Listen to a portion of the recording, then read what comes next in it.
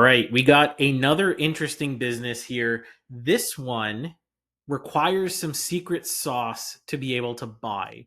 And so that means your competition is going to be very, very tiny as a result of not knowing the secret sauce that I'm going to share with you in this video on how you can get this business when others think you can't. And so, in the same way, with we talk about how you can get the SBA and not have to put your own cash tied up into it, this is a similar level of secret sauce, if not even better, because it's going to allow you to buy crazy, solid, profitable companies like this for pennies on the dollar compared to other competitive companies, just as a result of understanding how this works. So, this is a general contracting company, primarily commercial, a little bit residential. And so they're asking 3.5 million on 1.4 in cash flow. Now, obviously, assuming that this is correct and it's not just realistically $1 million in EBITDA, and they're asking 3.5 times, which is still not a horrible price.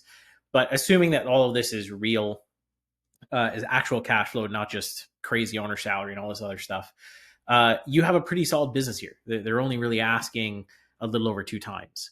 And the reason being, it's kind of hidden down here, is the owner would need to have a GBC or GC license, meaning this is a company that does require a license to operate. However, if you do a little bit more digging, this is not quite true. And I'm going to explain what I mean by that after we go through the rest of the listing.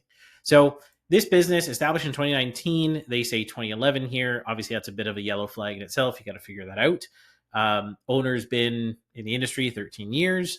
Office is home based. That's always good. It means it's flexible and it can be kind of scaled out here. This is what you kind of call like almost like a contract business more than anything. Basically meaning they only have a handful of full-time employees and they subcontract out everything else. And that is normal for general contracting companies typically, but it does mean unless you're really hands-on or someone in the business is hands-on with vetting the quality of work done, or having hyper qualified your subcontractors and ensuring that they're not further subbing it out or otherwise, the quality can drop very quickly and you can have deals go bad quickly, or have jobs go bad quickly. So the time in business and the quality work is always a big thing you want to vet with these types of companies. This to me, it's not a red flag. It's just, it's slightly less than a green flag, something you got to review and see what the quality of the work is. It's just part of due diligence. Owner works 20 to 30 hours a week in the operations of the business. That's not horrible. That means he has a lot of processes that are probably handled by these employees here, and he's just worrying about quality of work or relationships or otherwise, which is fine. Majority work commercial, 2% being residential. So pretty normal for subcontracting work. They're probably building commercial buildings. And good reviews, always a good thing, just has to be verified. And the service based, they offer a variety of things they mentioned here with tradespeople.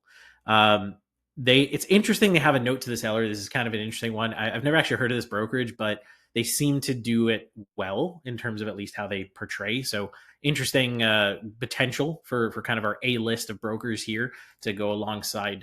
Right now is pretty much only Transworld. But interesting listing nonetheless. As you go through here, they have leased a tiny, tiny building. This further alludes to the home-based nature of it, which is perfect. And it really is there for conference room use only, which is likely tied to a lot of what the owner does, just business development, things like that. This is kind of the only big yellow flag to me, is 14 days of familiarization is so little.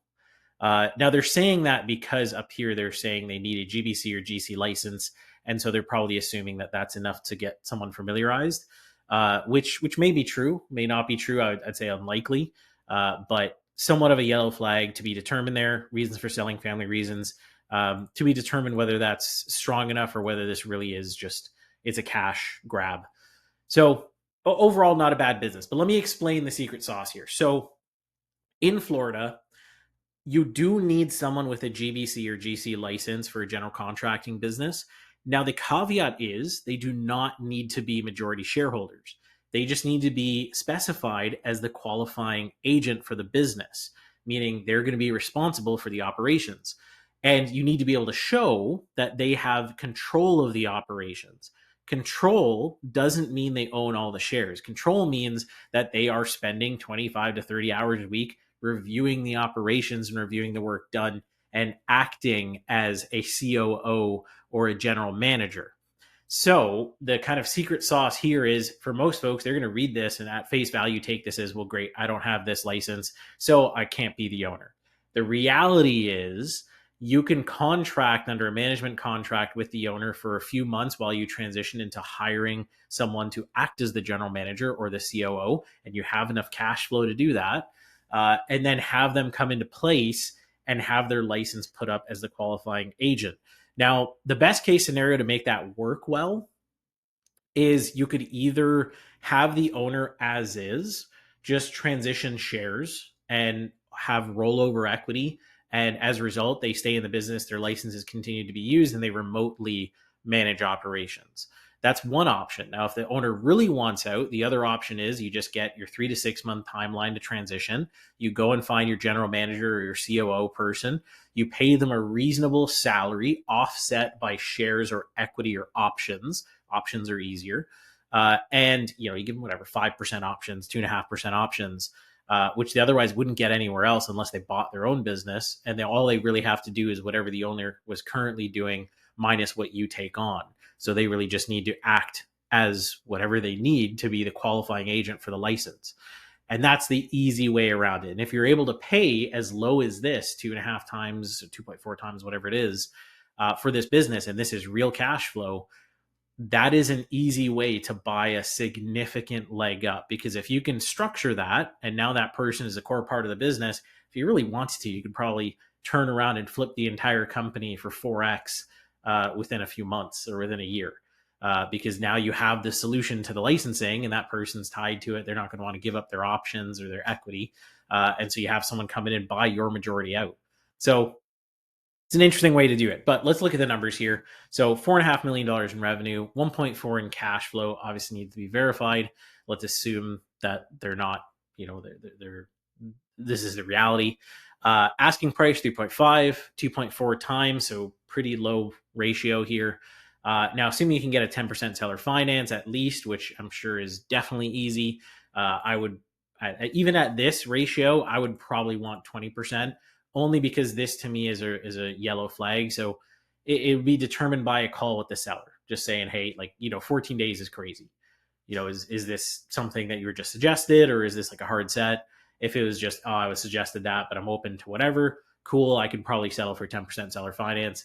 If he's like super adamant, like, no, I got to be out, and you got to pay for my time if you want more than that, perfect. Well, I need 30% seller finance or 40% seller finance. That obviously will adjust accordingly, but this would qualify you for the SBA. And so with the SBA, you're paying out $3.1 million as a loan. And the scroll is super fast. Monthly debt payments and annual debt payments, you're basically paying out $500,000 on 1.4 in cash flow. Your debt service ratio is insane. You're cash flowing a ton into your pocket.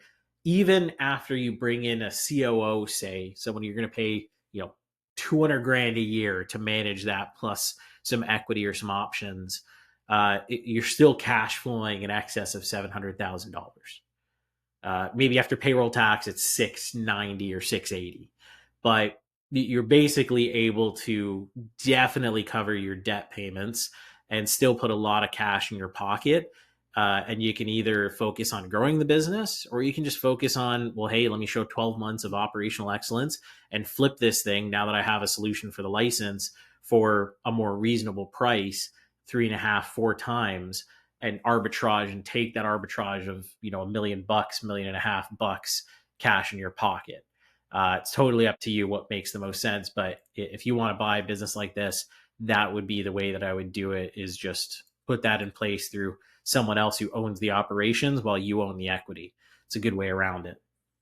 If you like this one and you want to see more and you're on YouTube, go ahead and obviously look around on YouTube. If you're in the Facebook group, comment down below if you have questions. If you're on YouTube and you aren't in the Facebook group, go ahead and click the link and join using that link, where we share a lot more insights and we answer all the questions you have.